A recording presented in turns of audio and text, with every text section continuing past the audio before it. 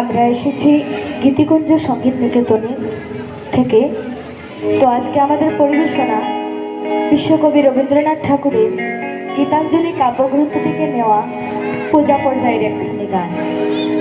গীতাঞ্জলির কবি বিশ্বাস করতেন সৃষ্টি অপূর্ণ, তাকে পূর্ণ করে তোলায় মানুষের সাধনা আর দায়িত্ব। সে পথ অনন্ত দেশ কাল জুড়ে, সেখানে অনন্ত বেদনা, সংশয় ও আকাঙ্ক্ষার আনন্দ পরস্পরকে ছুঁয়ে থাকে। সেই পূর্ণতার পথেই চলেছে মানুষ, তার পরম সত্তা, আর সেইটি তার মুক্তির সাধনা। সেই সাধনার সিদ্ধিতেই বন্ধন মুক্তি, আর বন্ধন মুক্তির আনন্দই গীতাঞ্জলির মূল সুর।